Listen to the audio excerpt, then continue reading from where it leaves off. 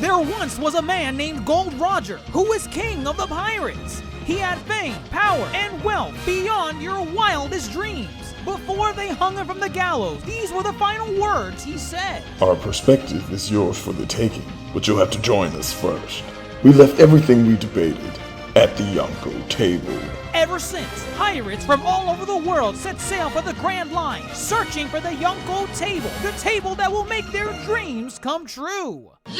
Yo, folks, the Yonkō Table has set sail into the Grand Line yet again in this week's episode of One Piece Chronicles. And to catch you guys up to speed, we have been chronicling all of the arcs of One Piece up until the most recent one that is currently going on in the manga. Right now, we are in the arc of Little Garden. And in this week's episode, we will be covering Little Garden as well as Drum Island. So we have a hefty helping coming on the table this week for One Piece Chronicles. But with me, as always, is fellow Yonkō, GrandMasterHoop. Grandmaster, are you a stan for Tony Choppa? Yes. Who doesn't like Tony Choppa? Definitely. I remember I think Shonen Jump was ahead of 4Kids at the time. Yes, because I saw images of Tony Chopper and I was like, what is that? What is that little thing walking with the crew? And I thought it was going to be some weird gimmick character and they were about to lose me. And then... Really? You had doubts because of him? I had doubts. I was like, what is this? It looks weird. It doesn't look like it fits with One Piece. They're all humans. What is this thing? Fishman? A tanuki? A raccoon? What is this thing? But luckily, One Piece does this thing where they subvert your expectations and they make you care about just about everybody you encounter in this great series. So I agree. I don't know if I would say I was gonna get lost with Chopper. I will say for One Piece, as I was catching up with the story, with what was only being released in the monthly Shonen Jump magazines, I would always see Tony Chopper as like that far off character, like way into the future of One Piece, where I'm like, oh man, I'm never gonna catch up with where they're at now. They got this little furry thing running around. What's going on with that? I think I'll stick with Nami and Sanji being the last of the crewmates to join the Straw Hats. So actually, I just had another realization. Did you ever play One Piece Grand Battle? Like on don't GameCube? You dare. Ew. Yes. Well, Tony Chop. Oh wait, was he? Well, it was like he was on it. Okay, I didn't play like the full game, like at my house or someone else's house. I played what was available at the kiosk in Walmart. Okay. So and I think that was like the demo disc of the game. So you could only play as like I think Luffy, Usopp, Buggy, and I think that's it. I'm sure there were other characters you could play as, but I remember those characters because it was like it was like top down a little bit, right? Like the camera would zoom out and you could see like the characters moving in like a 3D space. Yeah, 3D space. Yeah, okay. 3D environment. Kind of chibi looking, like the head's kind of big. Yeah. Body's kind of short stacked. Yes. Okay. I didn't know he was in that. He is in that. He's an unlockable character. And at the time of the release of that game, I know for a fact 4Kids was not on the Drum Island arc. So I was like, well, actually, they were super ahead because he was in there. Mr. 2 was in there. Crocodile was in there. Okay. I was like, who are all these people? They're brand new. I'm not caught up. Right. So I had to look up half of them. But yes, Tony Chopper, he wins you over, I believe, by the end of this arc, his introductory arc. He does. But of course, before Drum Island, we have one stop before we meet our favorite little reindeer. And that is with Little Garden. Mm-hmm.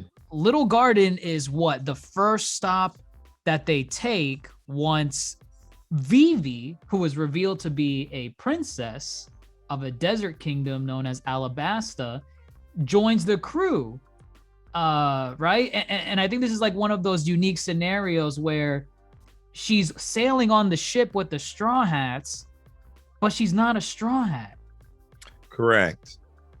She's not a Straw Hat.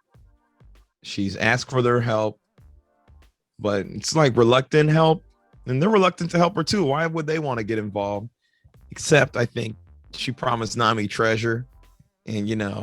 That's right. I think that was the big draw as to why they're helping her. But yeah, she's not a Straw Hat. She's not a Straw Hat. Right. And I think that's the biggest appeal with her, because it kind of expanded what was allowed on this, like, this story with One Piece, where the characters we stick with, they might not all be Straw Hats. They could just be characters, you know, as, you know, coming on as stowaways onto the ship. Yeah, that's a good point. I never thought about that. Yeah, she is the first it sets the precedent of, yes, they can travel with a myriad of people who don't have to be part of the crew. You're right. Exactly. Never thought about that like that. Yeah. It was interesting that Oda took a risk like that, and I feel like it paid off in the end, because to this day Vivi is still making waves in the story of One Piece. Now that's far ahead, right? Yes, a little foreshadow. That's okay. Right. But it's nice to know that these adventures that Vivi has right now with the Straw Hats, it eventually leads to something later down the line, especially with her relationship with the government, the Marines, pirates in general. So I think it was pretty cool. The Reverie. What happened at the Reverie? Oh, don't know. We'll get there. What's going on? Eventually we'll get there. But right now, so Luffy and the gang, they arrive at Little Garden, and it's like a jungle island, right? It's like filled with trees, lots of vegetation. Things are gargantuan in size compared to wherever else they go, because I think there's like some insects, right, that are like huge. Yes, there's, I think everything. Yeah, it's called Little Garden because everything is big and little to the other inhabitants there. So that's the gimmick. And again, I think they just landed there, right? The log post that took them to the next island. That was the next island in the Chain of Islands. So yeah, everything's big, tropical type. And that's the gimmick. Yes. It is. But do we want to mention the two characters, the two inhabitants? Oh, we kind of alluded to them. Dory and Brogy, right? Brogy? Or Broggy? Is it Broggy? Groggy. Is it Groggy? Listen, I honestly don't know here, and I'll tell you why I don't know. I'll tell you what. This arc was entirely skipped by 4Kids. Really? There is no Little Garden in 4Kids. Why None. do they skip? Oh, I just looked up. It is Broggy.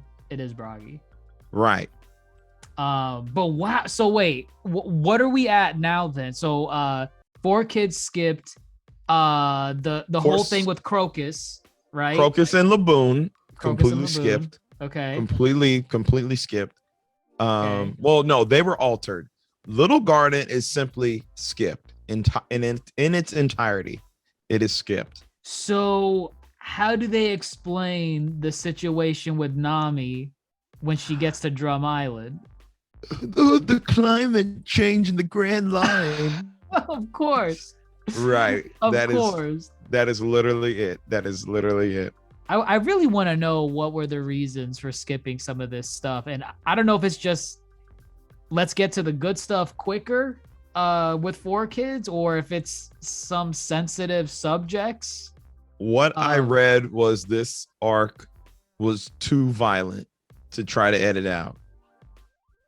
Which is crazy to think about, that this arc, this little, how many episodes was this? Because I'm going, this is 8 episodes. This had 8 episodes. It's only 8.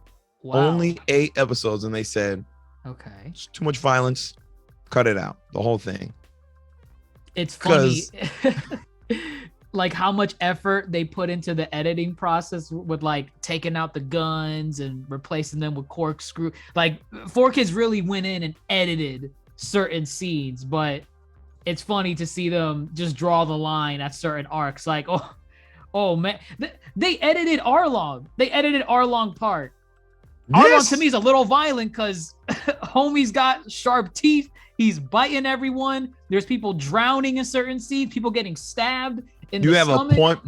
A point blank execution that they're willing to edit out. But this one was too much. I guess I don't see it. I mean, I guess I see it, but it was like, if you cut out a whole arc, that's a lot of story. You're just gonna have to, kind of hope it doesn't come back.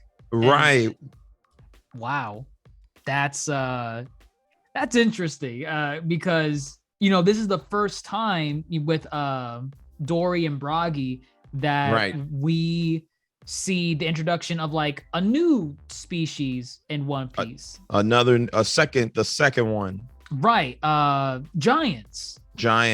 Right. And Oda likes doing weird body proportions with a lot of characters. And I think you kind of saw it up until this point. You saw just some characters that were obnoxiously bigger than other ones. And you're like, why are you that big, man? That's kind of you want to get that checked out? Somebody's eating right. Exactly. But now this is like, okay, no, these are completely different entities. These guys are giants. And that's why, and I think there's like, how like Oda does those little narration bubbles in some arcs or in between arcs or in the introduction of arcs, where it's like no one's talking in the manga. There's no one talking, but he draws like these little squares in the top of the panel and he writes like not dialogue, but like narration. Oh, yes, of course. Yeah, I think in one of those bubbles, he mentions why the island is called Little Garden. And it's because what you alluded to earlier, it's a little garden compared to the inhabitants, the giants. And he does that they do that in the anime too, that deep voice narrator. Yes. One Piece. Monkey D. Luffy. Yes. They go over. Yes, I do believe. When I see, that's my thing is when I know Funimation skipped this, and when I did my rewatch, Funimation skipped it? I'm sorry. I'm sorry. 4Kids. Okay. And when Funimation did it, and I watched the dub and I watched the sub, I think I fell asleep, so I missed a lot again. But I done my research. Yes, Dory and Bragi, the first giants. First mention of Elbaf, the home of the giants. Right. Hasn't played a big part yet, other than one character in the future will have a start on Elbaf and be forever what is the word? Forbidden. What is the word? Outcast. They get, exiled. And isn't that what happened to Bragi and Dory? That's what I recall, right? Yeah, they're exiled. Yeah, they were on a pirate crew before, right? Both of them. Or maybe they were part giant warrior pirates. They were giant warrior pirates. The giant warrior pirates, yep. And I'm trying to remember, do they recall? Or no, I think from what I recall, they got left behind on Little Garden and they've just been locked in combat for I think a couple hundred years, right? Like a century year-long fight. I think they were locked in combat. I remember the gimmick with this was, they've been fighting just back and forth for like many, many, many years. And when they question them, why are you guys fighting? They say something like, I forgot. I don't remember why we're fighting. But then that's the beauty of it. They know that just based on the honor of themselves as warriors of Elbaf, that they're fighting for something. And even though they might have forgotten what that was, there's still the honor in keeping up that tradition of fighting. And they're just trying to kill each other, which is kind of weird because they consider themselves like best friends. but because there's many scenes where, and we'll get into it later on, where one of them goes for the killing blow and it's like an axe to the head. Like, Right. I don't know how the anime did it, but I remember in the manga it was like a straight axe to the head, and that's something that would kill someone. So Is he too violent for kids? it's too violent. I mean, I just looked it up what they are fighting over. They both killed a sea king, and a girl asked them which one is bigger. oh yeah, it was something. Yeah, I remember. Okay, And that is why they started fighting. right. And they just stayed on the island and kept going at it back and forth. And for how long, right? They Yeah, 100 years. 100 years. Okay. But funny enough, this honorific battle catches the attention of someone like Usopp, who up until this point, Usopp's had that dream of becoming a brave warrior of the sea. And I think for Usopp, I feel like Oda did Usopp really well in this arc, because out of all the Straw Hats up until now, no one, Usopp's the only one who's had a dream, or I guess an overarching goal that was not something solidified. Like the end goal for Usopp to be a brave warrior of the sea is like, what does that mean? Where does that end? Where's the goalpost for something like that? Look at all the other very vague, exactly, very general. Very general. You look at all the other Straw Hats up until this point. Nami wants to draw a map of the whole world. Done. Sanji wants to find the All Blue. Done. Zoro wants to be the world's greatest swordsman, so defeat the strongest swordsman in the world. Done. Right. And then Luffy is Kaizo Kuni. So you see what I mean? Like there's goalposts for all the Straw Hats. With Usopp, I remember reading this as a kid, like always seeing Usopp wants to be a brave warrior of the sea and asking myself, what does that mean though, Usopp? Do you know what you're trying to do?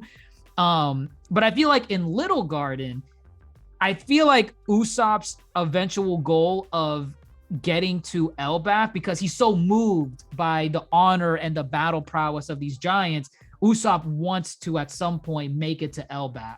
He wants to see these other warriors. And I feel like Usopp's dream of becoming a brave warrior ever since Little Garden has been intertwined with his goal or his want, his dream to also go to Elbaf.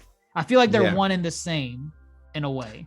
Yeah, no, the giant warriors are like regarded as these great warriors, and who better to say he has become a great warrior of the sea other than these giants, to earn their respect and their admiration would probably be peak of a fierce warrior of the seas, because who's really more fierce? I mean, of course we meet other fierce characters, but the giants are renowned for just their warrior strength versus their infamy, so that's what Usopp wants, and those are the people who are going to probably give it to him. No, and I agree, because I think even Usopp and Nami, they're the characters in this arc that actually get kind of like a boost in their fighting prowess, right? No, they don't get a boost here. They recognize the gap between okay. Yes, they recognize the gap, because when they first arrive on the island, they're hesitant to disembark. Right, they don't want to leave the ship. Everyone else ventures off into the jungle. Exactly, because they're scared. They understand how weak they are. I think initially upon arriving, I mean, I could be wrong, I think Luffy and Zoro and Sanji each take out like a giant insect or something, or just a display of power that really puts in perspective how weak they are. And despite this being a giant island, those guys aren't scared at all to go out and venture. And that's when I believe we see it a little later on, kind of they give us a tease of that conversation, and then we are given more depth to what that conversation what's the word, sparked, as far as closing that gap or attempts to not be a burden in the Straw Hat crew. But that's a little later on in the Alabasta saga. But yes, this is our first kind of we're weak moment. Right. And this is around the time Nami, I guess, gives Usopp instructions to make her climate baton, right? In the later arc. I think it's safe to assume this is where she got the idea. Well, I mean, Usopp came up with the idea. Usopp made the whole thing. Oh, okay. I thought it was Nami that came up to him and was like, "Hey, no, it was she came up to him, acknowledging her weakness." Yes. Right. Okay. And she came up to him saying, "I want you to make me something that and then Usopp makes what will be known as the climb attack." And and I know this because she's like reading the instructions. She's having a hard time in the middle of a fight. in the middle of the fight, because he's like, "Oh, the climb attack is also good for party tricks." She's getting mad and frustrated. Yes. So that'll be a fun one when we get there. It's like one more arc. Two more arcs. Yeah.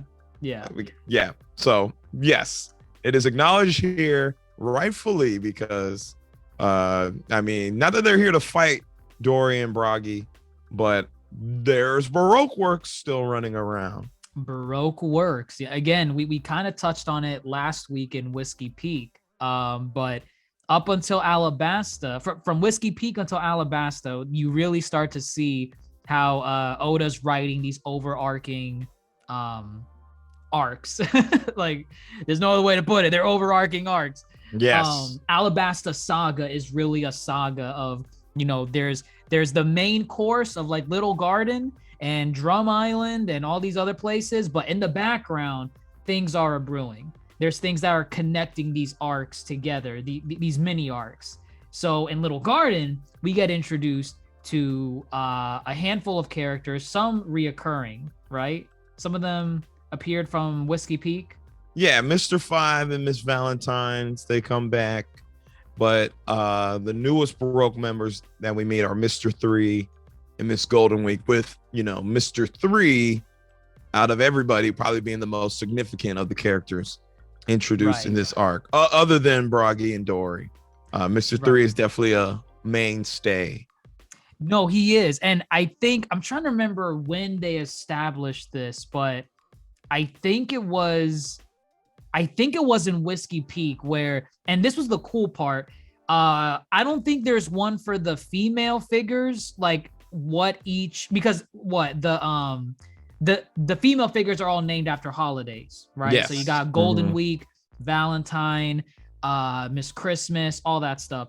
The males, they are named after numbers. And from what I recall, starting from up to like 15, 20, something like that. But specifically from 10 all the way up to 0, each member is increasing in power, right? Yes. So now you have Mr. 5, Mr. 4 is stronger than Mr. 5. Mr. 3 is stronger than Mr. 4 and Mr. 5, and everyone else below them. So seeing the increasing numbers, or I guess the decreasing numbers, because the numbers are getting lower, which indicates strength. But seeing that with each arc coming in, it was kind of exciting, to see Mr. 3, this guy with the, what was it, the wax. The wax, yes. And what is it? He just makes wax, He's a candle. He's a walking candle. And his design is cool too. He has like a little 3 on his design. head. I don't know if I call it cool. It's silly. It's Oda. I like it. It's funny. Silly. It works. It's funny. Yes. He's got the giant 3, and I think at the end of the 3, it's on fire because he's a candle. Yes, it is. Right. Like the little tip at the end of the 3, it's on fire. Mm-hmm. It's a silly design. I like him. No, I like him. He's funny. And, I mean, he grows on you over time. Right, he does, because this is not the last time we will be seeing him. Yeah, and you would think, and again, that's kind of Oda's thing too. A lot of these characters you think are kind of one note, one and done, and then we do see them again in ways we probably didn't think we would see them again. And Exactly. it's like, yeah, it kind of just leaves it up in the air, like, who will we see again? What part will they play? Will they be antagonists? Will they be protagonists? Will they play somewhere in the middle? I really like that, because there's plenty of characters moving forward that randomly come back into the series and kind of change things up a bit. Mr. 3 being one of them, but we'll get there. But we will get there. Many arcs ahead. Many arcs ahead. And accompanying with him is Miss Golden Week, which, if I recall, I think she's like an artist, like a painter. Yes, and she's a painter. And what her paint changes your emotions, right? You know, honestly, I see again in the fact that 4Kids skipped it, and I fell asleep upon my rewatch. I did. I woke up and like they're like candled to the candle statue or whatever. Yeah. And you know, they're about to become super waxed. Okay. Yeah, I don't know. She paints stuff and it does stuff. I remember How dare you put respect on Miss Golden Week's No, name. I will not, because also this is a character who you definitely never see again. It's like they almost forgot about her. I mean, I guess like no one's losing sleep over Miss Golden. No, you're right. No one's losing sleep. However, I'm just saying, I don't know. I feel fine that I don't know too much about what Miss Golden Week does or what she's up to or any of that sort. But I think she changes your personality with the paint that she does. She just does that. I'm pretty sure. I don't even think it's tied to.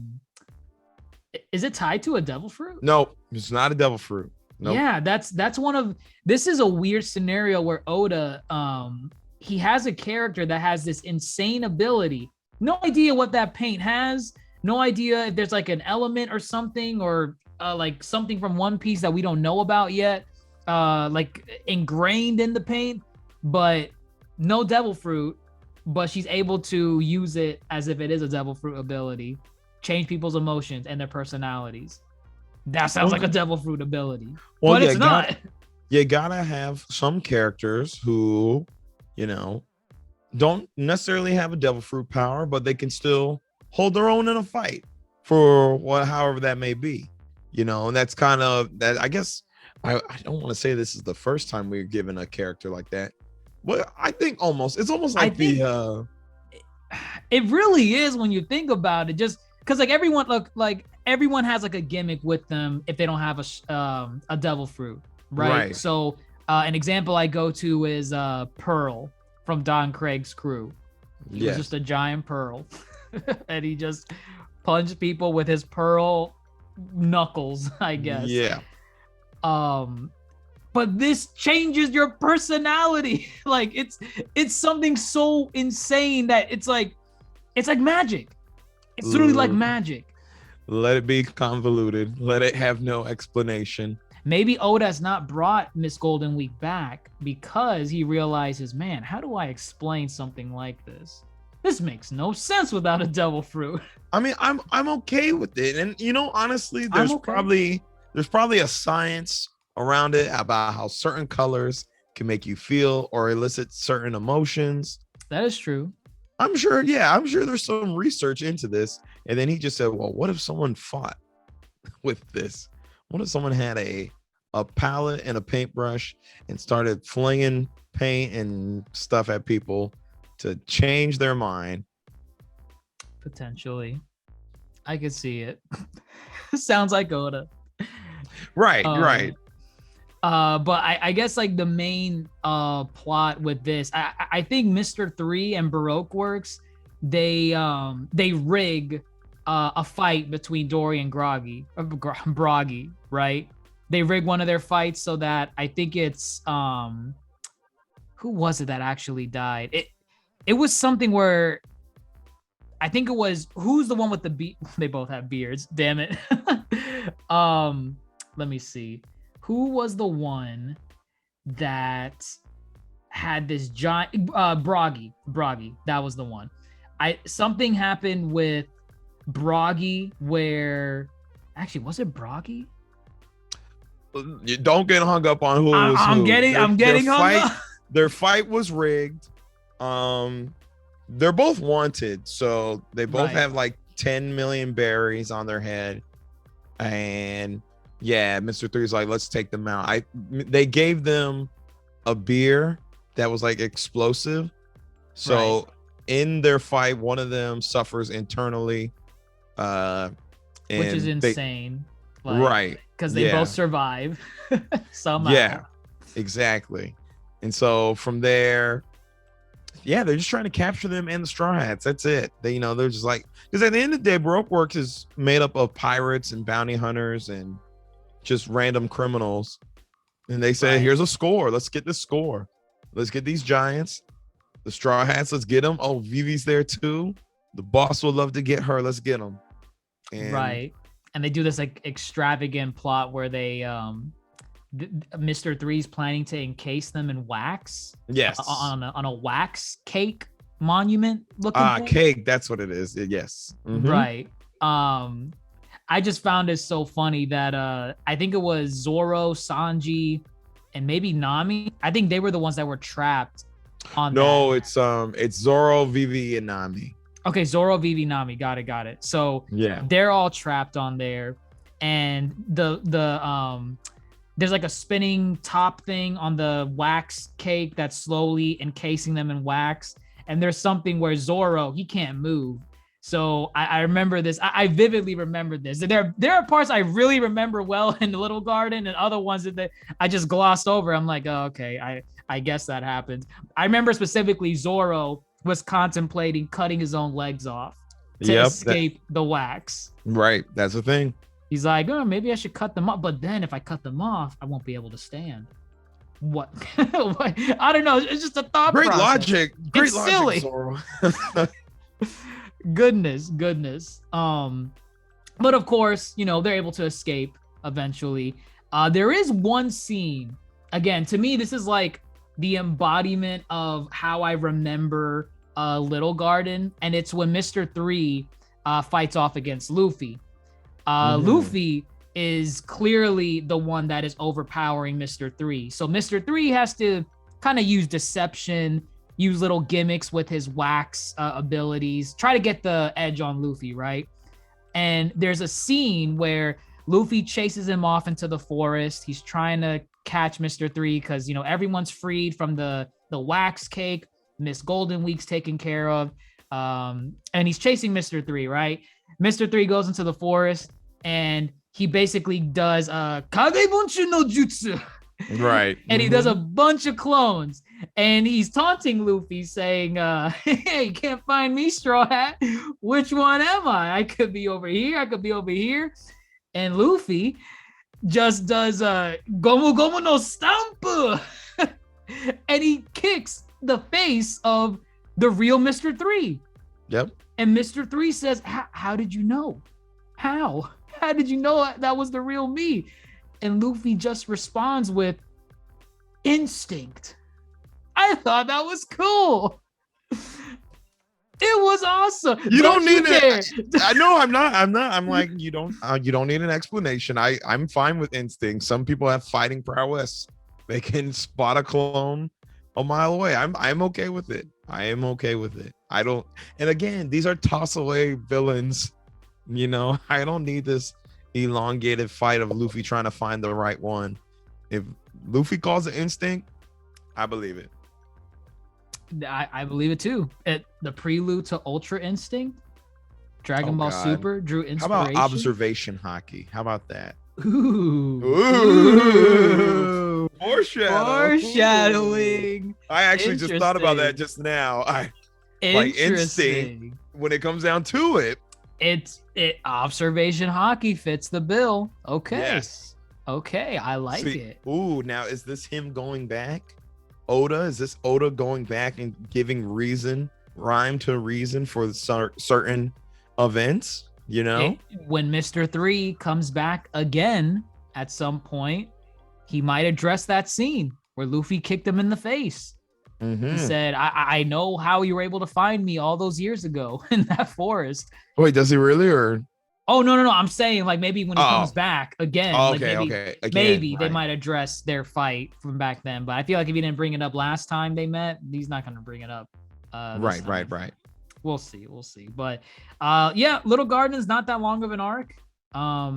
Issues get resolved. Luffy beats the crap out of Mr. 3, Mr. 5, Miss Valentine. Well, he doesn't beat them, but you know, he beats up Mr. 3. The Straw Hats help beating up the rest of the gang from Baroque Works. And they sail from there. I think Usopp says one final goodbye to Dory and Broggy, you know, saying, hey, I'm going to find Elbaf. I'm going to go there. That's my dream. So I'll catch you guys there sometime. Hopefully I'll see you again. Well, there's one little bit too before they leave.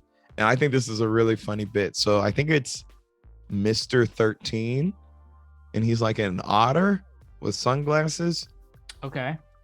He is able to get the faces of the Straw Hats except for one person. Ooh. And it's Sanji. He gets all their faces except for Sanji. And this comes into play later.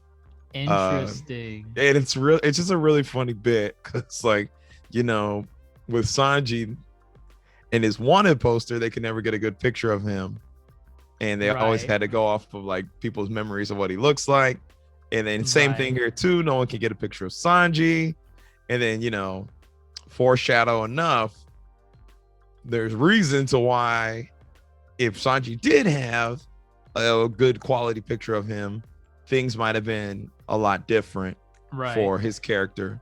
But yes, very fun. Just the last little bit before they leave. And then Crocodile appears, Mr. Zero. Right, in the shadows. Right? In the shadows, over the phone. And he's like, Mr. 3, did you kill Vivi? And it's Sanji. And yes, I do picture the 4Kids voice a lot. Like, yeah, we killed the princess. Yeah, she's dead. You know? I'm sucking on a lollipop. Yeah. Never heard a lady. Oh my god. That was cool to see Mr. Zero in the shadows and really get a taste of who the final villain of this arc will be. And I think this is around the point also we get that running gag with like what you said, the photos of Sanji, they're never accurate. They're always like rough sketches or no photo at all. And from this point onward, it was always more like a running gag and not because it was funny. It was just plain funny that they would get everyone else right. Like even, you know, the arc we're going to get into with Chopper, where they recognize him as the dog or the pet of the crew, but they can never get Sanji. And they always do these weird, ugly sketches of him. And it was just a funny little thing that the pretty boy of the crew never was getting a good poster to show off his looks. But then Oda comes back and explains, oh no, there's a reason why I was doing that. It was funny. Oh yeah, don't get me wrong, it was funny. But this ties back. Well, it was like, it's like, you want this for this character? You want him to have a picture? Fine. Here's his picture. Oh shit. he's this person. And he's like, see what you did now? See what you did now? Exactly. It's clever. It is. I appreciate it. So for now, I do too. We enjoy the gag for what it is, and we venture off into Drum Island, the first kingdom, right before Alabasta. I would say, it's like a mini kingdom compared to Alabasta, right? So it's like not that I think there's like a giant kind of like high king hierarchy thing going on here, but no, it's its own kingdom. Yeah, because Dalton is at the Reverie. Dalton is the captain of the guard. Yes, okay. Who's by the end of this arc the leader of Drum Island or Drum Kingdom, because he's at the Reverie. But obviously, Alabasta is a bigger kingdom with a lot more power, than say this tiny kingdom. Yes. Okay. Got it. But yeah, their first kingdom. Their first kingdom of the Straw Hats' first kingdom that they make land on. But of course, one of the driving forces as to why they make land on this island is because Nami gets sick, and it's a high fever. She is very ill, high temperature, all that jazz, and it's from something that she caught on Little Garden. Well, she got bit. She got bit by a bug. And I remember the conversation that from a character we meet later in the arc. I always screw up her name. KUREHA. Okay, no, it's the male doctor. I screw up. Kirilluk. So KUREHA, doctor. Yeah. Right. I'm sorry, Hiruluk. I'm sorry, it's an H. Hiruluk. Goodness. No, it's a K. I'm so sorry. Kirilluk. Is it a K or an H? Oh my gosh, I think it's an H. I thought it was an H. Yeah, it is. I'm so sorry. Hiruluk. Okay. Hiruluk. Yes. So KUREHA, Dr. KUREHA, played by Jamie Lee Curtis. She I remember the conversation she has with Nami, and then when she treats her fever, she's like, yeah, the fever that you got, I actually had an antidote for it on standby, but the only way to get the fever that you got, that's from like an ancient parasite, like that should not be in existence anymore. Were you on an island that was like stuck in a time box for like recently? Like, how did that happen? I just thought it was cool because it's like, oh wow, Nami got bit by something that was prehistoric, which, I mean, that was from Drum Island. It was like, weren't there like dinosaurs on there too? Yeah. It was the whole thing. Yeah. It's the island kind of stood still in time. So yeah, there were dinosaurs there, and the bugs were giant. Yeah. Right. And Nami just happened to get bit by something on there, and it goes into that that mindset where like even in reality there's always that fear where like when scientists are unthawing like frozen animals or frozen parasites, there's always that fear that there's a disease or something, or a germ, a parasite, a virus that they unfreeze and there's no immunity to it, and it just spreads and kills off everyone. I think Oda was drawing inspiration from that. I thought it was cool. I was like, wow, okay, ancient parasite.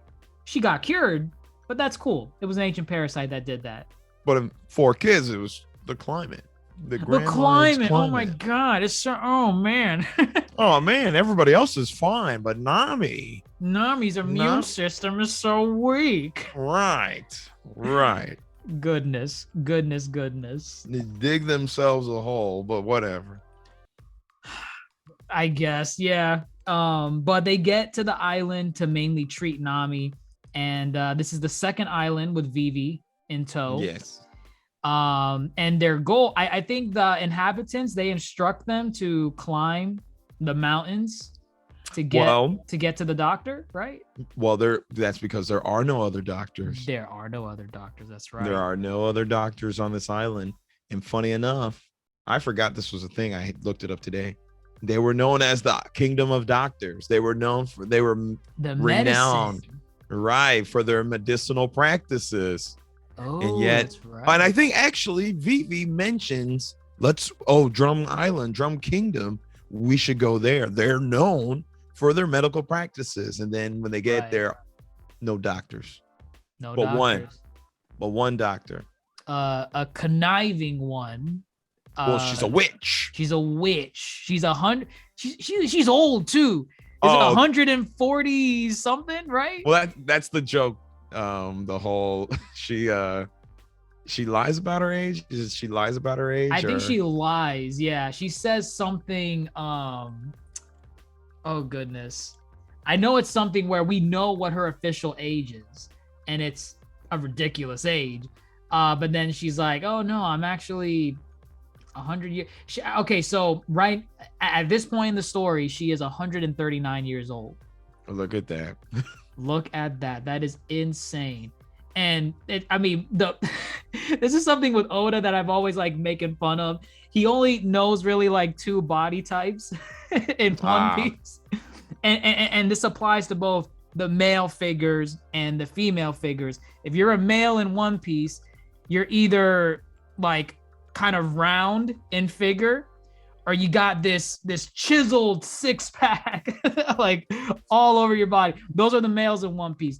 The females, same thing. You're either like round shaped, or you have an hourglass figure, a ridiculous hourglass figure. KUREHA, being 144 years old, 139 years old, has an hourglass figure, and it's insane. It's insane. She keeps in good health.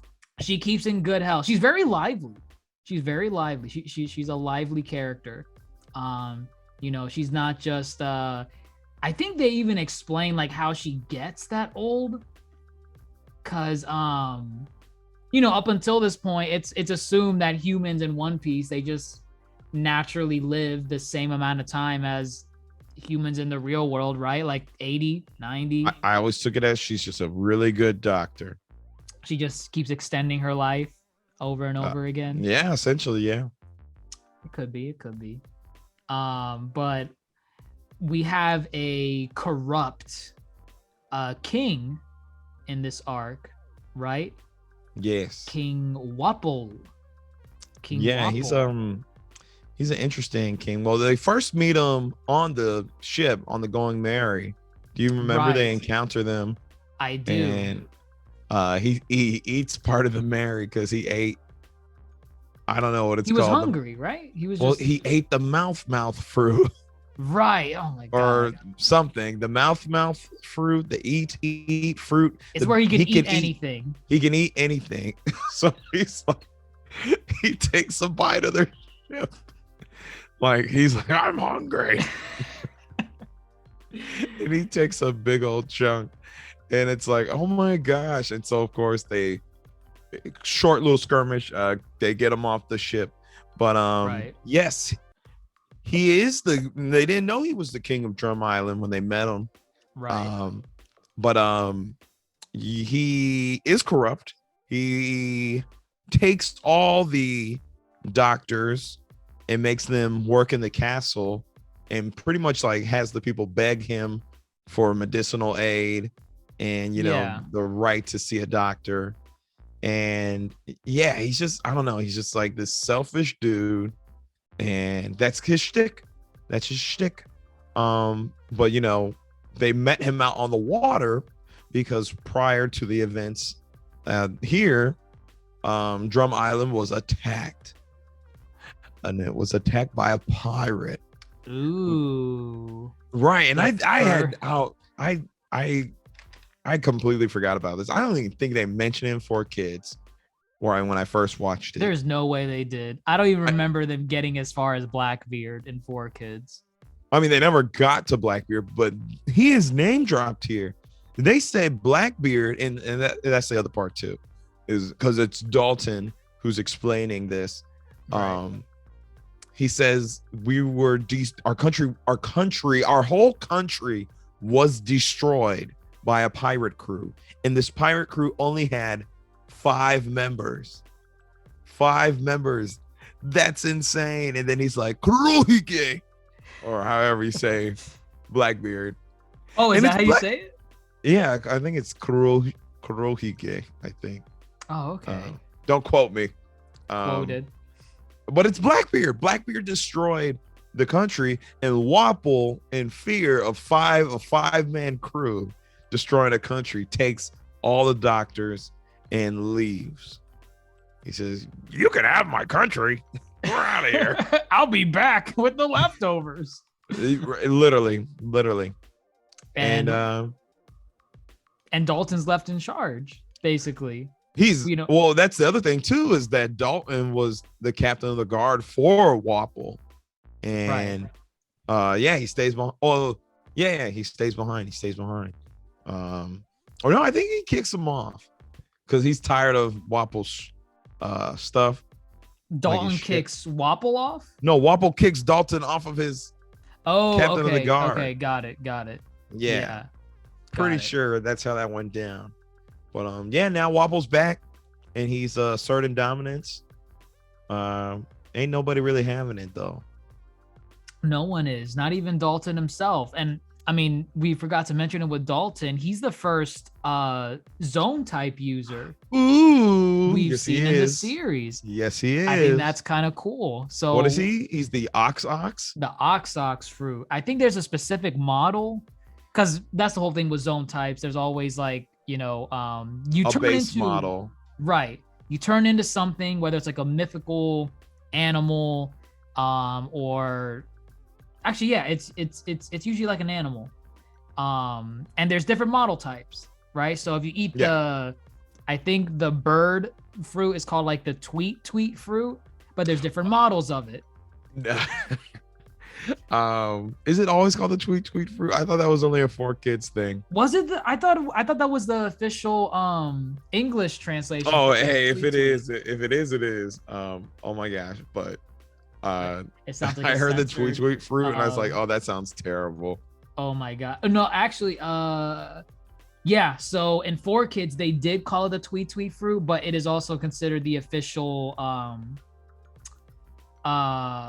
in Viz. Okay, yeah. So in the manga, it's called the tweet fruit, the official English translation. But in Funimation, they call it the bird fruit. Oh, look at that. Right. Funimation got it wrong. Funimation, or maybe, I don't know, maybe Viz. I don't know. Viz sometimes slips on banana peels with their translations. I mean, I've always known it as the tweet fruit, but it gets the same point across. It's the bird fruit. You know what it is.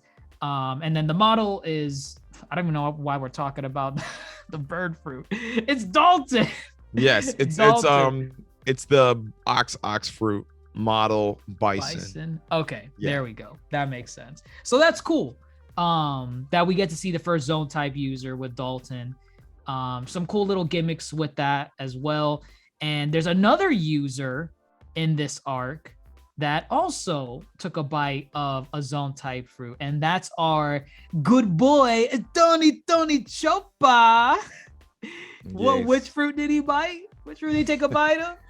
Funny enough, I explained the whole backstory of Chopper to Captain Falcon just before this, but I didn't tell her he was a reindeer. So what did you start with? Well, I gave her a sad story about a son who wanted to save his father and then ultimately killed his father, but not really. And then I showed the picture of Chopper and I was like, look. And she's like, what's that? I was like, that's the son. And she's like, I'm like, he's a blue-nosed reindeer who ate the human fruit. And she's like, why couldn't it just be a human? He wants to be a human. That's the tragedy. He's like a Pinocchio. Oh, does he want to be human? That's his thing. I think he wants to be accepted. Oh yeah. He wants to be. He's Rudolph. Right. He's Rudolph. He's Rudolph in the sense that his reindeer species shunned him because of his blue nose. Blue nose. Blue. Oh, he's got a blue nose. Watch out. They shun him for that, and so at some point he takes the hito no mi, the human fruit, takes a bite of that. Now the reindeer are like, oh, bro, get away. Goodness. So you didn't think you were a freak enough? Now you're a super freak. They wanted nothing to do with that. So now you have Chopper shunned off and he's like, well, I mean, I kind of look like a human. Let me go and try to talk with the humans. And he goes in, and I think, if I remember correctly, the first flashback they have with him, I think he's like walking from like the forest covered in snow, and he's like smiling, and the first reaction he gets from someone saying, "Oh my God, it's a Yeti! Shoot it!" Yes, yeah, they they thought he was a monster.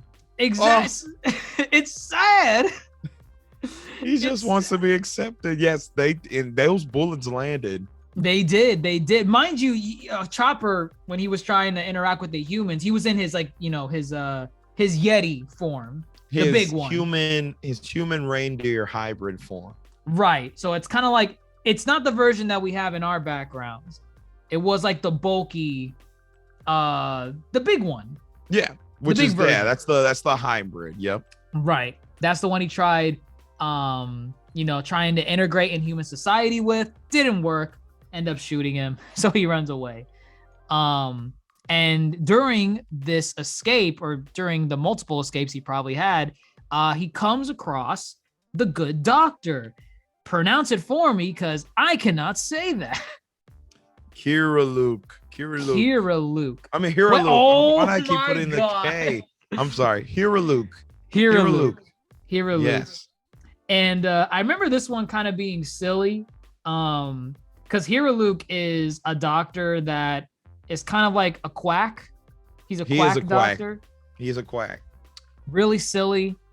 For the most part, he's a doctor, but he also has these like grand schemes to like bring cherry blossoms. I mean, he had some other ones, but it's the cherry blossom thing that was the biggest one. Right. To the land of snow, and everyone's like, you're a quack. You can't bring cherry blossoms here. I'll do it. I'll prove it. Watch me. And that's his whole shtick. But when he comes across Chopper, he notices, oh man, this guy's hurt a little bit. Let me try and help him. And Chopper, he is reluctant. I think he even attacks KUREHA, right? Yeah. If I'm kind of not like mistaken, headbutts him with his antlers or something. If I'm not mistaken, yeah, I think Chopper. Well, he's in pain, and I would understand if you had trust issues right now, because you just got shot up. I get it. I get it. Shunned by both sides, humans and reindeer kind. What can you do? Where can you go? And I just remember KUREHA just stripping naked in front of Chopper. He takes off his clothes. Oh, I forgot that was a thing. That was a thing. And the snow expertly covers the necessities that it needs to, because he's naked. And he's basically saying, I'm not gonna hurt you, buddy. Look, I'm naked. Which would raise concern, I would think, because I'm like, oh wow, this guy's kind of weird. I don't think I'm gonna go anywhere with him. Just trying to show our man Chopper he wasn't there to hurt him. I don't have any weaponry on me, buddy. Come on, buddy. Follow me, buddy. So KUREHA takes him in, treats him, gives him the full doctor treatment, and he starts teaching him the ways of the doctor, right? The ways of medicine. Yeah, and I didn't know this. I just looked it up. KUREHA was not that good of a doctor. He wasn't. He was a quack. But like, he was not really. He would help people if it was like something small, but if it was something big, he really wasn't doing. He was much always help. on the run, like from his patients. No, like every time because they were upset because he would make things worse. Right. He really was a terrible doctor. Yeah. But he meant well. Yeah, no, he totally meant well. Yeah. He did want to help people, but he had that dream of doing the whole cherry blossom thing. But also, part of his goal was to help the doctors under Wapple's command, because one of the arcs in this flashback where we're learning about Chopper, there are no doctors to be treating anyone in the Drum Kingdom, and the rumor that's going around is the doctors are all sick. They caught something. They are immobile, and so KUREHA is here trying to be like, well, I'm gonna try and cure these doctors. I don't know what's wrong with them, but it's my job as a doctor to help them. And you have this just really sad scene where KUREHA goes off to well, actually no, before KUREHA does that, do you recall the thing with the this scene right here with the mushroom? Okay, so KUREHA has a terminal disease. Right.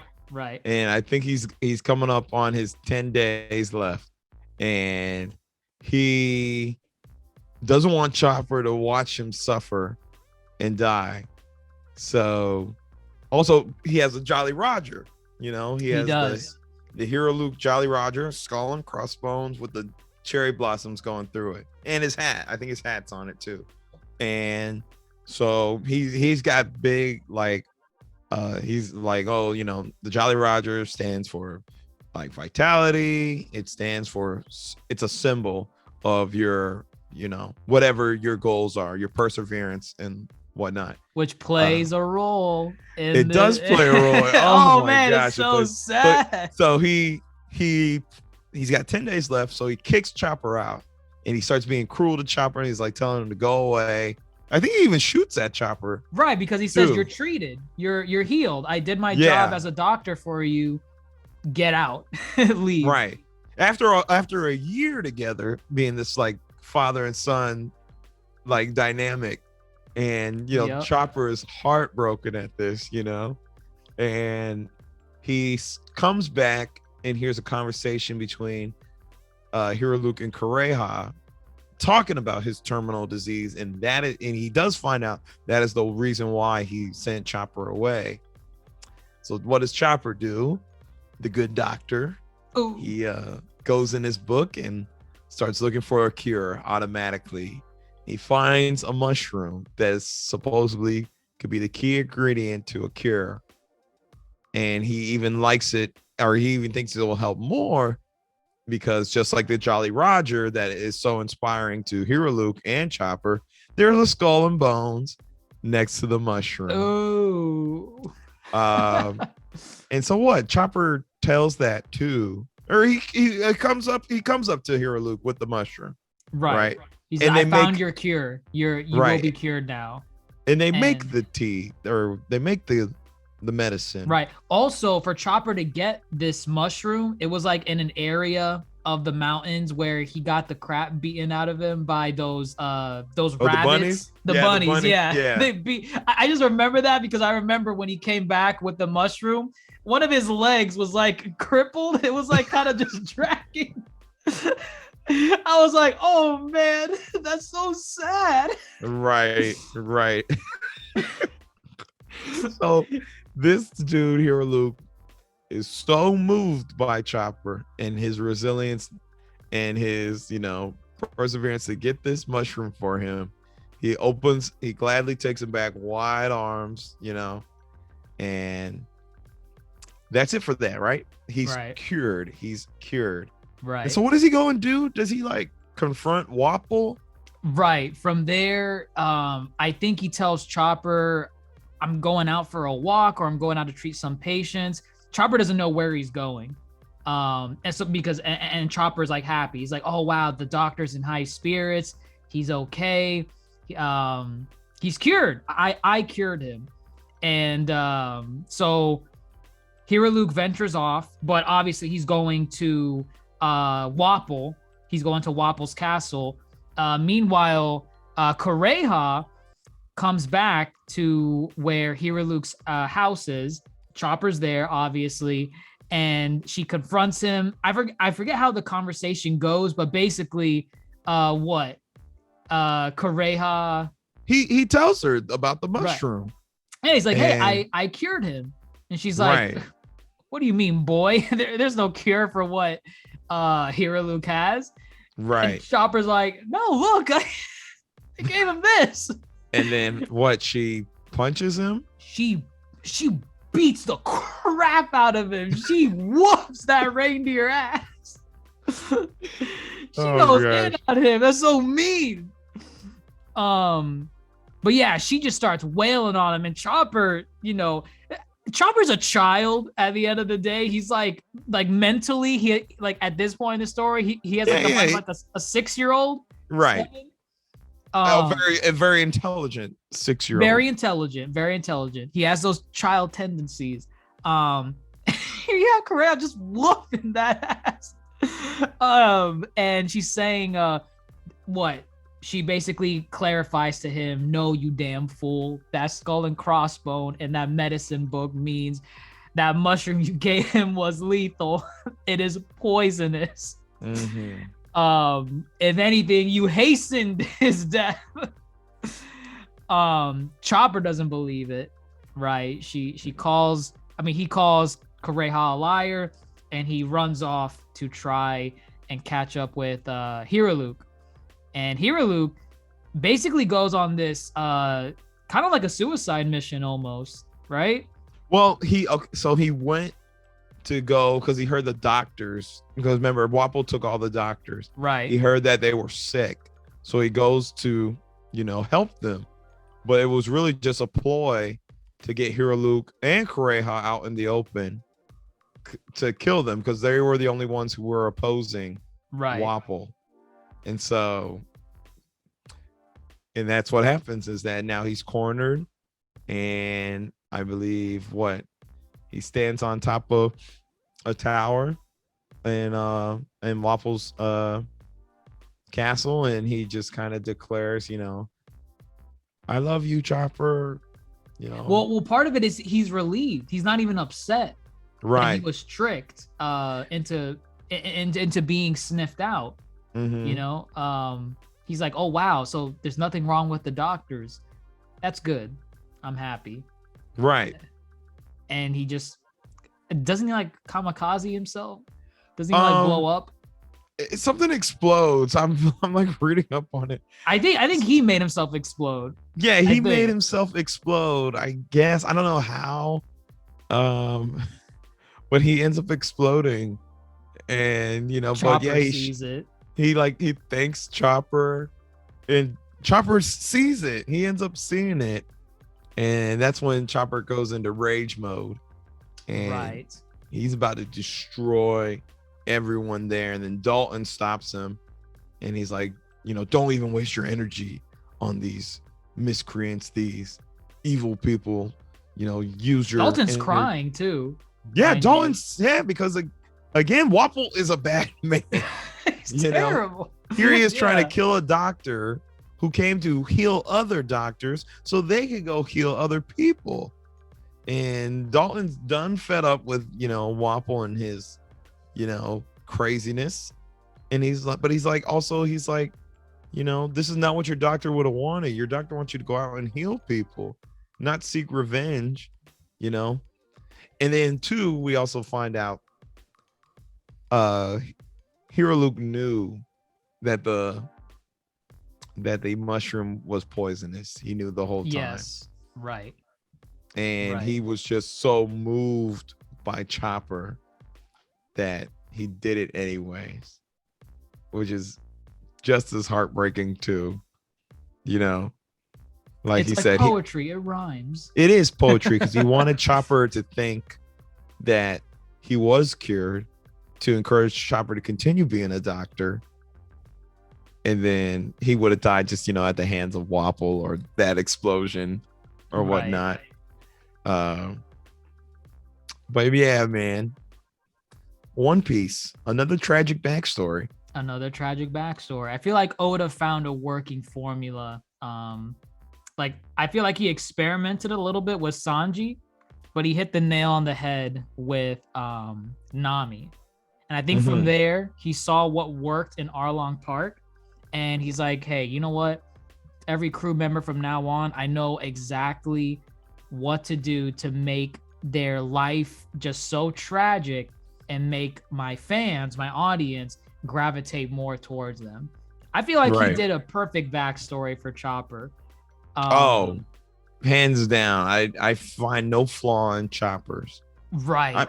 I mean, not in any of them. And that's the thing about their backstories, is that although yes, they are all tragic, they all are unique enough in terms of how it cultivates into who they are in the present story.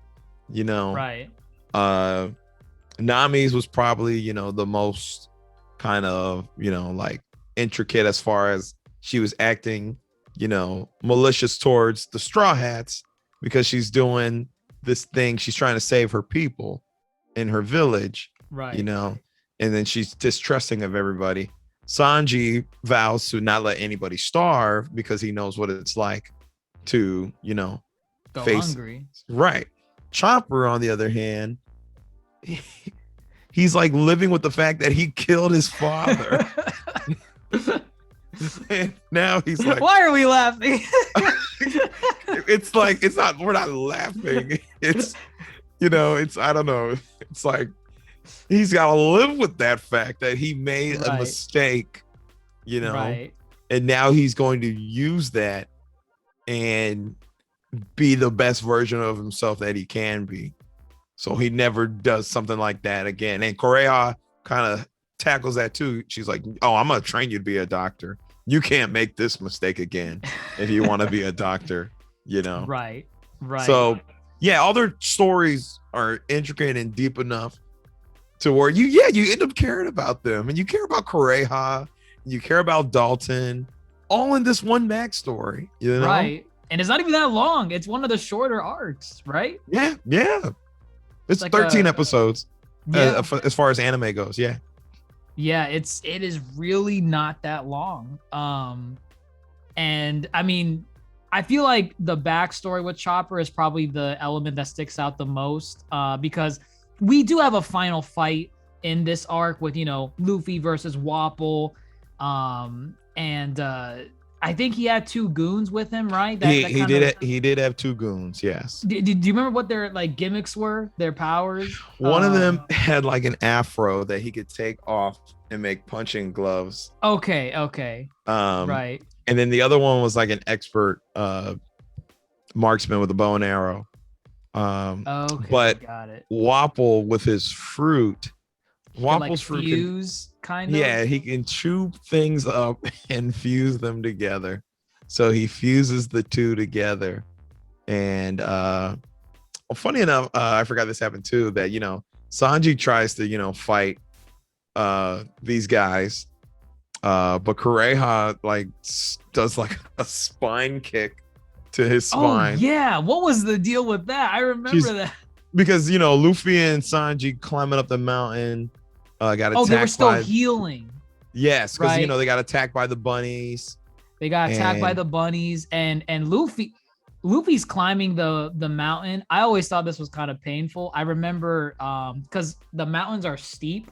Yes. Like there's nothing to grip on, but Luffy's like channeling his inner Peter Parker, and he's like climbing the side of the mountain. And in the I don't know how they did it in the anime. In the manga, his fingertips are bleeding. Oh yeah. No. And he's carrying Sanji and Nami the whole time. Right. So, but like, you know, he was not in the worst condition because Sanji got beat up by the bunnies. And then they got caught in an avalanche too. They did. Right. And then Luffy saved the bunnies, and that's why the bunnies like Luffy now. And they help him. The bunnies actually help him in that final fight a little bit with right? With Wapol. Right. But yeah, KUREHA doesn't let Sanji fight, so Chopper has to step in, and Chopper introduces a fan favorite, the Rumble Ball. The Rumble Ball. Which is, and it's good to know about the Rumble Ball, knowing what we know about zone types. So zone types, what? Three forms. They have their base form, which is usually the animal or the object that they eaten, right? Right. Yes. So Chopper's is his little chibi form right here. Right. That's his human form because he ate the human fruit. Right. And then you have the hybrid form, which is a muscular. It's like peak human condition if they had animal parts. So right. You know, their tail might stay, their horns might stay. It's a hybrid, and it's beefy, and it's very beefy. Yeah. And then you have the animal form, which is simply just the animal. In Chopper's case, the reindeer. He could still maintain his reindeer form. He could turn into it. And technically that's technically his base form. The animal, the human is technically his animal form. Right. But he doesn't need the Rumble Ball to change into those. No, those are your 3 bases. And so with the Rumble Ball, Chopper is able to add more forms, which is crazy how we have not seen any other zone type take a Rumble Ball. Isn't the gimmick with the zone types that because Chopper, this is kind of jumping ahead, but Chopper eventually learns to not have to use the Rumble Ball anymore, right? He could just actively turn into those other forms on his own. Yes. So I always thought that was the gimmick with the other zone types that we see earlier. They're like kind of like this is Chopper still learning to do the different forms of his zone type, so he needs the Rumble Ball to help with that. But then the characters we meet later that are so far along the Grand Line and the New World, they kind of have an idea on how to do it already. But I think I know what you mean when there's no other zone type that we've seen so far that has like a crazy amount of forms like Chopper does. Chopper gets some weird ones. Like, I mean, I know there's one where it's like he boosts his defense and it just puffs out his fur. Yes, right? Guard point. He has another one where it's not even really a form. It's that thing that he does that he does with his clubs, his clues. Oh, his hooves. Yeah, where he does arm point. No. Well, I mean, there's that one where like his arm strength gets. Oh, are you talking about when he's looking for the the weakness? Yes, the weak point. That's brain point. So basically, brain point heightens his human form. Okay. And now he's a super genius. So it's like, yeah, looking for the. So dumb. I found it right under the chin. That's so silly. But he uses that to fight the Afro guy, right? Yeah, he knocks him out. The combined, right? He does the brain point. He finds the weak spot. I think you see the other points too. He kind of like switches through all out, trying to get close to them. But then he finishes it with arm point. So arm point looks similar to the muscular beefy one, except now he's got like all the muscle, amped up muscles in his arm. Right, that shit looks like it hurts really bad with the hooves. Yes, with the hooves. Right, that thing is painful. I mean, Oda does a good job at drawing impact. I feel like in the manga that looks like it hurts. Well, he imprints on him. He like leaves a print on him. Yeah. And Luffy's like, "Whoa, sick ass, so cool! Join my crew! That's right. They fight Wapol and his gang. Luffy doesn't really put up that much of a struggle against Wapol. Yeah, it's nothing crazy. No. You know, the point of this arc is really not who the big bad is and how is Luffy gonna beat him. Which I feel like, for example, was a contrast to, say, Nami's arc, who Nami had the tragic backstory, but she also had the villain to back it up, where you're questioning, how is Luffy gonna beat this guy? Brute force? Is he gonna, Gomu Gomu no axe him? Like, how is this gonna resolve? With Drum Island, you have the tragic backstory, so you're 1-for-1 right now with Arlong Park with tragic backstories, but you don't have the villain that is like this big bad. You're like, wow, man, this is better than Arlong. This is better than Mr. 3. How are they going to resolve this? But that's not the point. And I'm okay with that. I'm okay. I think they're literally just building up Crocodile. They're not giving Luffy the toughest time. Right. Because they're trying to build up this dude, Mr. Zero, who's lingering at Alabasta. So it's smart to do it like this, kind of like, these guys they're in the Grand Line, but there's a top dog they're trying to get to right now. Right. So let's not introduce some crazy powered person. Let's just get to this top dog. But let's not make it a cakewalk. Let's throw a guy who can eat anything. It is a silly power because like he eats like he eats other things too that he could like turn those like. Doesn't he turn into like a like an arsenal, right? Does he turn into like an arsenal of cannons? Or no? Yes, he does because he eats a cannon. Right. The craziest thing he did, I believe, he ate himself, and he chewed off all his fat, and he came out skinny. That's right. I was like, oh, this is. Throw this dude away. This is a throwaway. Can you kick his ass already? Like, yeah, this is a goof. Let's go. Come on. Luffy sends him flying into the stratosphere, Team Rocket style, blasting off again. And what we get this scene where Luffy asks Chopper one more time, "Hey, join my crew," and Chopper says no. Similar to Sanji beforehand, Sanji did not join Luffy's crew when he initially asked. And what was Chopper's reasoning? He still wants to learn medicine, or yeah, he wants to heal. He wants to be able to heal every disease or every sickness. And I think he relates Hero Luke's Jolly Roger to that of piracy and being able to travel and help others, and be of use and whatnot. Because by the time they beat Wapol, the doctors he stole are like, "Oh, Wapol forced us. If y'all could ever forgive us, we're here." Right. I don't know what their reasoning was, but it was like, if y'all could forgive us, we're Please. Here. But KUREHA's in charge. KUREHA's in charge of them. Right. But yeah, it was made more sense for Chopper to go out and learn from everywhere and anywhere he could go and expand his practice. No,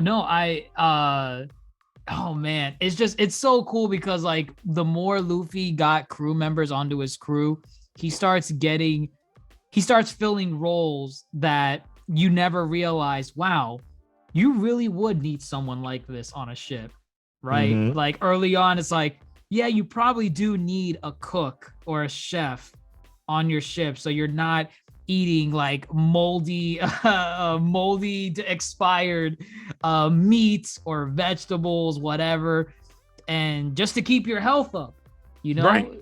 Put things together, make some spices and everything. Of course, then you need a navigator. You need to know where you're going. But man, I just thought it was cool. I'm like, wow, you do need a doctor. These guys get hurt every single arc. They get broken ribs, broken arms, broken legs. How did they not have a doctor sooner? How did it take for them to get into the Grand Line to finally say, we probably need some medical attention on this ship? It only took for Nami catching a fever. It wasn't when Zoro got his whole body slashed apart by Mihawk. No, it wasn't then. It was when Nami caught a fever. Did they say they needed a doctor? It's true. And I think it's something where when Chopper realizes he wants to join the crew, he tells KUREHA that he's gonna join, and KUREHA loses it, right? Because she starts chasing him off, but she starts like throwing books at him, trying to kill him, everything. She throws an axe too somewhere. She throws an axe, but it's all out of a love for Chopper, so that he doesn't feel that he's leaving something behind. Right. She doesn't want him to feel guilty or stay behind out of obligation. She wants him to join this crew and pursue that dream, because the only way he's going to learn to cure all the known diseases, which is what Chopper wants to do. He wants to be able to find a medicine for everything. He has to go and explore the world. Drum Island is a small place, a small little kingdom. There's only so much you can do. And I found it like poetry. It rhymes when it's poetic. Yeah, it's poetic when they're going down in like a sleigh, kind of like Santa Claus style. They're going across the moon, right? And the cherry blossoms explode in the air, and it's actually raining cherry blossoms in the Snow Kingdom. Yes, he put some kind of powder in the snow, and it looks like it's cherry blossoms. And then he starts bawling his eyes out, and it's beautiful. I'm telling you, I could not care less about Wapol, what the fight was like. I feel like the story alone with Chopper, his background, his love of being a doctor, like I still to this day, I think I wouldn't say Chopper's my favorite Straw Hat, but he is the one I cling to the most in the sense that I want him to succeed the most out of all of them.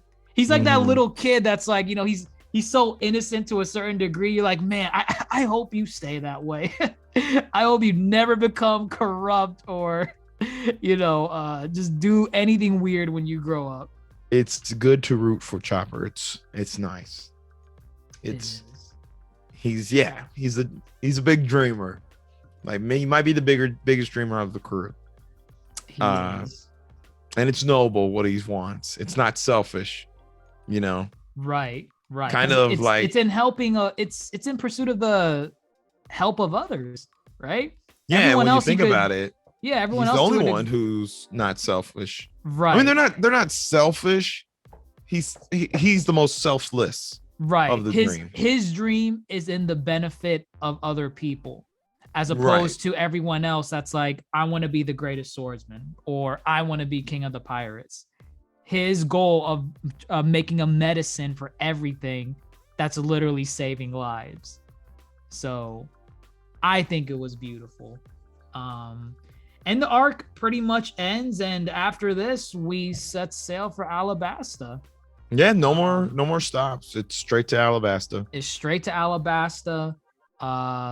You know, Vivi along the way is learning kind of what it means to be a princess, right? Because she kind of gives her take on, like, you know, how, like, what Wapol is doing with his kingdom. Like, how can a king do this to his people? Yes. So you see those tidbits with Vivi, and you stop caring about her fighting prowess because Vivi doesn't have any fighting. I don't even think she tries slasher. to fight. Yeah, not even worth mentioning. But you care for her more because of her character, right? You know, so it's really cool to see that. And yeah, next stop, Alabasta. Any final thoughts on Drum Island as a whole? It's necessary. Chopper is probably the most, you know, other than the Alabasta as a whole. It's like Alabasta. Well, actually, no, it's Chopper, then Alabasta for me in terms of ranking of significance. I love Chopper's inclusion, his backstory, and then I care about the rest of the saga. It's Chopper first for me. Oh, Drum Island is first. It's for, I mean, just impactful moments. It's Chopper's backstory, and then we can talk Alabasta, and then nothing else matters. That's it. So no, I agree. I love Chopper. Chopper's great. Great inclusion into the Straw Hat lineup. And yeah, next week we tackle the big bad, the culmination of everything from literally when we entered the Grand Line, from Crocus, right? Crocus, we encountered Baroque Works inside of Laboon. And from there, we went to Little Garden, progressed to Drum Island, and now we're going to be in Alabasta. Everything has been building up until this moment, and we'll get into it next week. But I would say that wraps up this week's episode of One Piece Chronicles. We covered all of Little Garden and all of Drum Island. Great arcs in their own right. Little appetizers building up to the grand finale of this saga. But there's a special place in our hearts for our favorite little blue-nosed reindeer. And we want to see him succeed in every way possible. Because look at this face, man. Look at this face. You want him to succeed. You don't want to see him sad. No, not at all. So next week, Alabasta, the grand finale. Tune in. Let us know what you all think in the comments below, wherever you're listening to us on. We're on Apple Podcasts, Spotify, YouTube, Twitter, Instagram at the Yonkō Table, and specifically YouTube for videos at DrJaceAttorney. And the conversation doesn't end here, folks. We have our own Discord. Check out our Patreon link in the description down below for more information on that. We are talking on the daily about everything in geekdom, especially One Piece. So if you want to just talk to us, any supernovas, any other fellow patrons, check it out down below. But with that, everyone, I'm your Yonkō host, Dr. Jace Attorney, and fellow Yonkō Grandmaster Hoop, signing off, and take care.